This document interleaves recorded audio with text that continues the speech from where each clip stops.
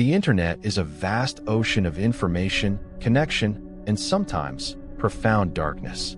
And lurking within its depths, in the forums and communities where people share their most intimate and terrifying experiences, are stories that burrow deep into your mind and refuse to leave. Reddit, in particular, has become a modern campfire where strangers gather to whisper tales of the uncanny, the inexplicable, and the truly disturbing. These aren't always ghost stories in the traditional sense. Sometimes, the true horror lies in the psychological unraveling, the chilling discovery of what humanity is capable of, or the unsettling realization that reality itself can bend and distort in ways we can't comprehend. These are the stories that make you question your neighbors, doubt your own perceptions, and fear the silence of your own home. Tonight, we delve into 4 such accounts from the depths of Reddit, tales so unsettling, so profoundly disturbing, that they come with a warning: you shouldn't read them alone. From mundane objects hiding dark secrets, to unsettling stalkers, and the terrifying glitches in the fabric of the familiar, prepare to have your sense of security shattered. Because sometimes, the most disturbing stories are the ones that are all too real.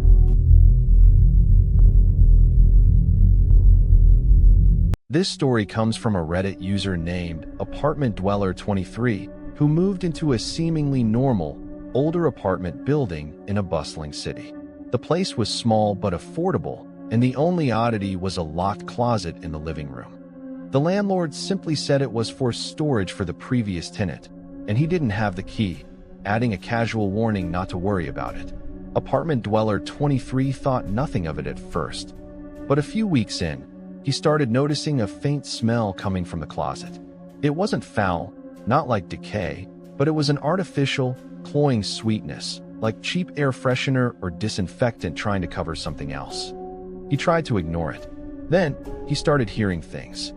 Soft scratching sounds from inside the closet, always late at night, when the building was otherwise silent.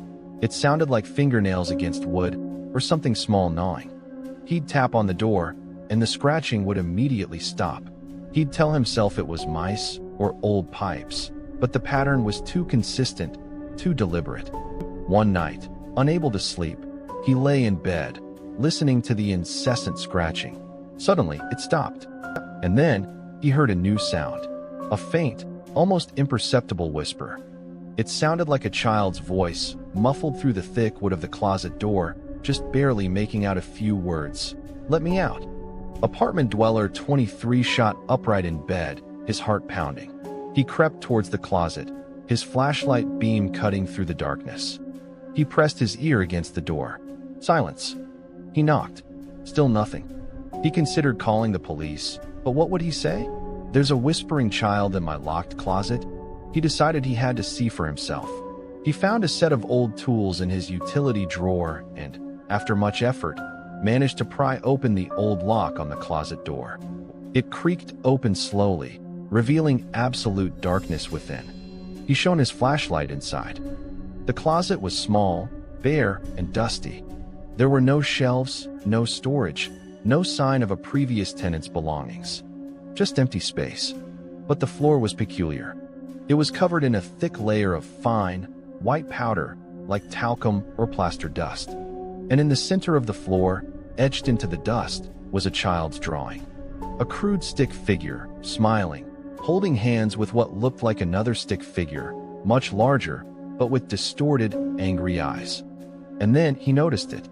On the back wall of the closet, almost hidden in the shadows, was a small, circular vent, covered by a rusty metal grate. It led to somewhere else.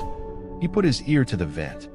He could hear it faintly, a child's soft whimpering, and then a low, guttural growl, followed by a faint, sickly sweet smell emanating from the grate.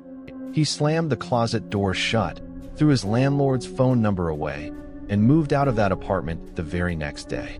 He never looked back, never called the police. The thought of what was on the other side of that vent, what child might have been trapped there, and what was watching it, was too much to bear. The mystery of the locked closet and its whispering occupant became a disturbing secret he carries to this day, a chilling reminder that some secrets are best left undisturbed.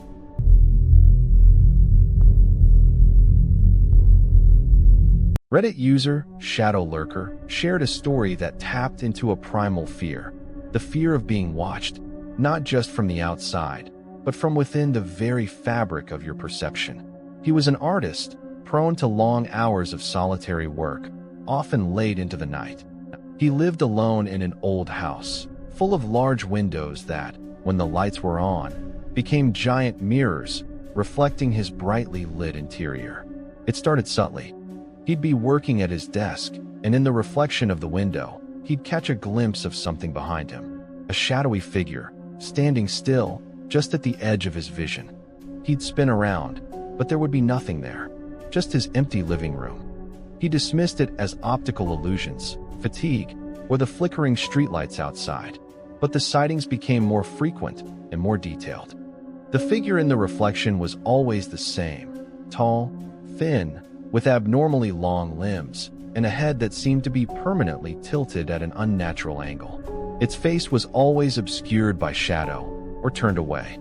It never moved when he directly looked at it, only when he saw it in the reflections. One night, he was sketching, deeply engrossed, when he glanced at the large mirror hanging in his hallway. In its reflection, he saw the figure standing directly behind him, just a few feet away.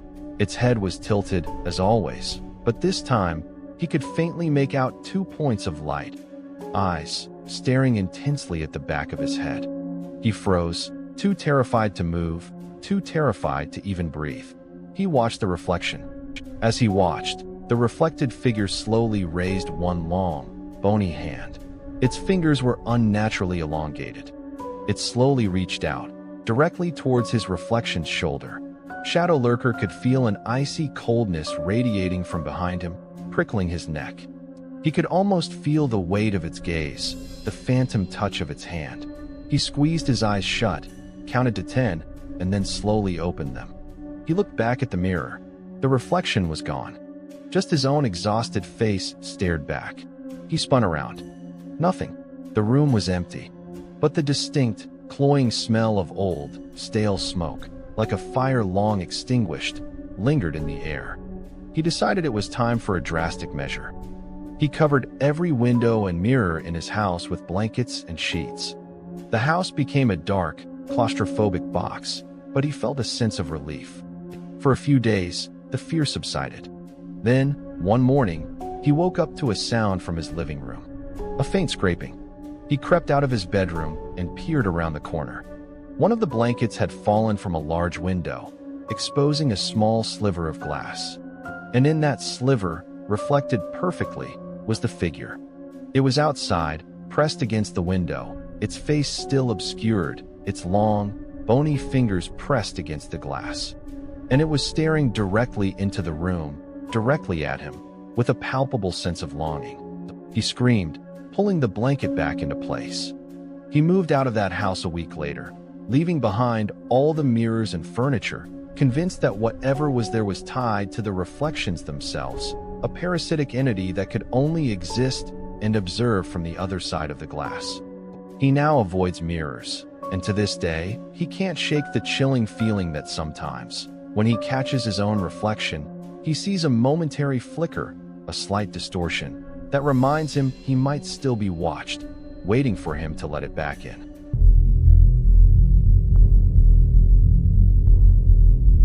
This disturbing account comes from a Reddit user who experienced a terrifying glitch in the Matrix with a familiar face. Our storyteller, who we'll call Reality Shift, lived in a quiet suburban neighborhood. Their next-door neighbor, an elderly woman named Mrs. Henderson, was a kind, predictable presence. Every day, exactly at 8 a.m., Mrs. Henderson would walk out to her mailbox to collect her mail. Reality Shift had seen it hundreds of times. One Tuesday morning, Reality Shift was sipping coffee by their window, watching the street. At precisely 8 a.m., Mrs. Henderson emerged from her house. She walked to her mailbox, opened it, retrieved her mail, and then, very slowly, began to walk back towards her house. Her movements were stiff, almost robotic, but otherwise normal. But then, as she reached the middle of her lawn, something impossible happened. Mrs. Henderson suddenly desynced. She seemed to shimmer, like a bad video signal, and then her entire body abruptly snapped back to the position she had been in just a moment before, by the mailbox. Reality Shift stared, utterly bewildered. Mrs. Henderson was now standing by the mailbox again, going through the exact same motions. She opened the mailbox, retrieved her mail, and began to walk back. Again, as she reached the middle of the lawn, she glitched. She flickered, a faint digital-like distortion, and snapped back to the mailbox. This repeated, over and over. Mrs. Henderson was stuck in a loop. She would walk to the mailbox, get the mail, walk halfway back, glitch, and reset to the mailbox. Each time, her movements became slightly more jerky, more unnatural. Her face, though distant, seemed to be locked in a blank, repetitive stare. Reality Shift felt a wave of profound nausea. Their mind screamed that this was impossible. This wasn't a video game. This was reality. This was their elderly neighbor. They ran out of their house, intent on helping her, on breaking the loop. As they stepped onto their porch, the entire scene outside seemed to freeze. Mrs. Henderson, mid-glitch, hung suspended in the air, her arm outstretched towards the mailbox. The birds in the trees stopped mid-flight. The leaves on the trees became unnaturally still. The entire neighborhood, the entire world, seemed to have paused.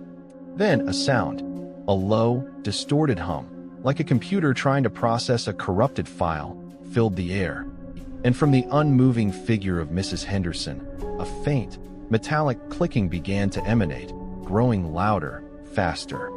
Click, click, click. It sounded like an internal mechanism struggling. Reality Shift stared, horrified. They wanted to run, but their feet felt glued to the porch. The clicking intensified, becoming a frantic, desperate clatter. And then, with a final, sickening pop, the world snapped back into place. Mrs. Henderson was now standing on her porch, walking normally into her house. The birds were singing. The leaves were rustling. It was as if nothing had happened. Reality Shift's heart pounded. They looked at their watch. It was still exactly 8:03 a.m., the same time it had been when Mrs. Henderson first walked to the mailbox. From that day on, Reality Shift couldn't look at Mrs. Henderson the same way. Every morning, at 8 a.m., they'd watch her, an anxious dread twisting in their gut. She always walked to the mailbox, retrieved her mail, and walked back, always without a glitch. But the memory of that horrifying loop, the frozen world, and the metallic clicking convinced Reality Shift that sometimes reality itself can break. And when it does, it reveals a terrifying truth, that the world we inhabit might be far more fragile and far less real than we dare to imagine.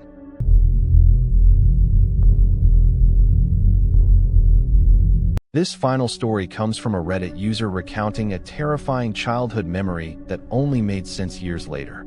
Our storyteller, Old Man in the Woods, lived in a small, isolated cabin in a remote, heavily forested area as a child, with only his parents for company. He was an only child, and often lonely, so he developed a vivid imagination. One day, when he was about 7, he decided to play hide-and-seek. He closed his eyes, counted to 20, and then opened them, ready to find his parents. But they weren't there. He searched the small cabin, calling their names. Nothing. He went outside, into the dense woods. He called out again. He walked for what felt like hours, deeper and deeper into the forest, getting more and more worried. The sun began to set. He was lost and alone in the darkening woods. Just as despair began to set in, he heard a sound. A child's giggle. He froze. "Mom? Dad?" he called out, hope surging. The giggle came again, closer this time, from behind a thick cluster of trees. It sounded like a little girl. "You found me," a high-pitched voice called out. Old Man in the Woods pushed through the trees. And there, standing in a small clearing, was a little girl. She was about his age, maybe a little older, with long, dark hair and wearing a simple, white dress. Her back was to him. "Who are you?" he asked, bewildered. He had never seen another child in these woods. The girl turned. Her face was pale, almost translucent. Her eyes were wide, completely black, and devoid of any pupils. and she was smiling. A wide, unnatural smile that seemed to stretch too far across her face. "I'm the Seeker," she whispered, her voice surprisingly deep and breathy for a child. "And now, it's my turn to find you." Old Man in the Woods felt an icy coldness envelop him. This wasn't a normal child. He instinctively knew he was in grave danger.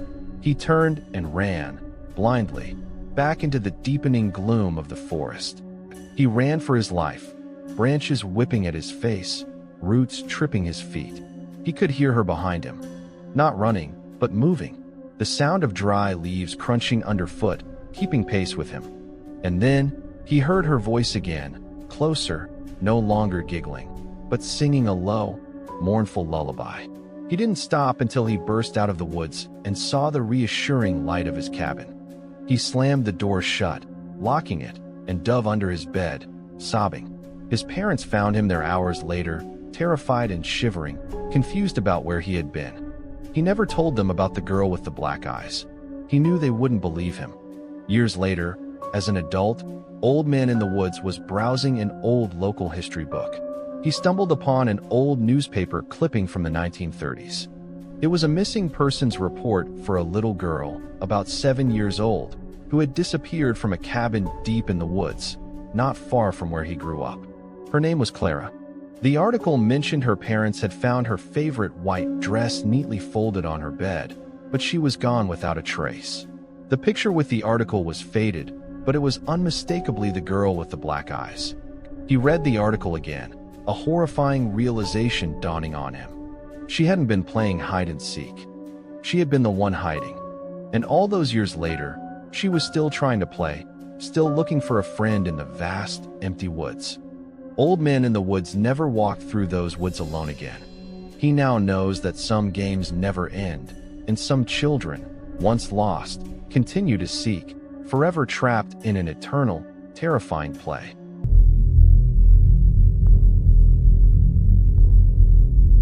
The depths of Reddit, and the human experience itself, are filled with narratives that challenge our every assumption about reality.